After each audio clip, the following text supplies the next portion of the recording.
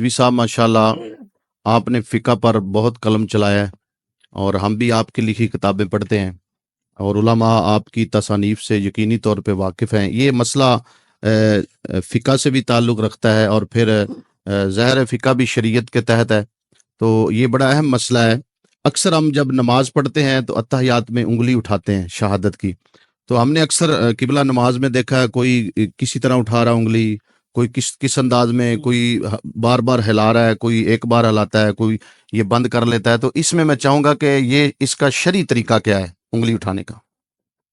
بسم اللہ الرحمن الرحیم۔ شک شب ایک تو اس کا طریقہ آسان جو ہمارے احناف کے نزدیک صحیح ہے، اس طرح ہے کہ یہ باقی انگلیوں کو بند کر کے صحیح ہے، صرف جو ہے وہ سبابہ کو اٹھائے۔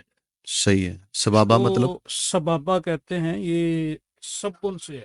صحیح ہے، سب کا من ہوتا ہے گالی دینا، اللہ اور اکبر۔ میں اس کو ذرا آپ کو آسان مفہوم میں عرض کر دوں تو اصل میں جس وقت یہ تشہد میں یہ پڑھا جاتا ہے اشہد اللہ الہ الا اللہ، تو لا الہ اس پر آپ انگلی کو اس طرح کھڑا کریں، صحیح ہے، اور الا اللہ پر اس کو نیچے کر نیچے دیں۔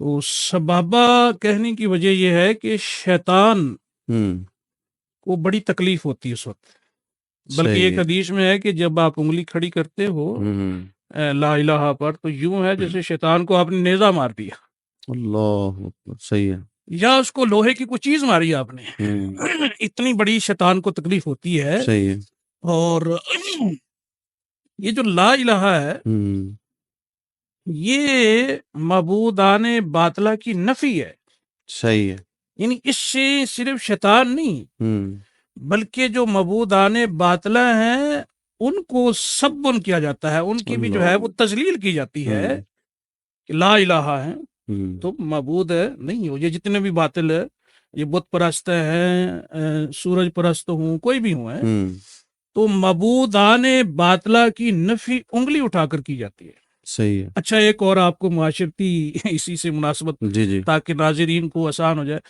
یار کام ایسا کرو کوئی تمہارے اوپر انگلی نہ اٹھائے، کیا مطلب ہوتا ہے کوئی اعتراض نہ کرے، یا آپ کہتے ہو جی خبردار یہ ہمارے معزز علماء ہیں، جی اگر ان کے خلاف انگلی بھی اٹھی تو ہم اس کو کاٹ کے رکھ دیں گے، یہ انگلی کا لفظ استعمال ہوتا ہے ہمارے عرف میں ہے۔ جی یہ دو طرح سے ہے جو میں نے عرض کر دیا۔ تو یہ جو انگلی اٹھائی جاتی ہے یہ شیطان کی مخالفت اور معبودان باطلہ کی کمال اس میں تحقیر ہوتی ہے۔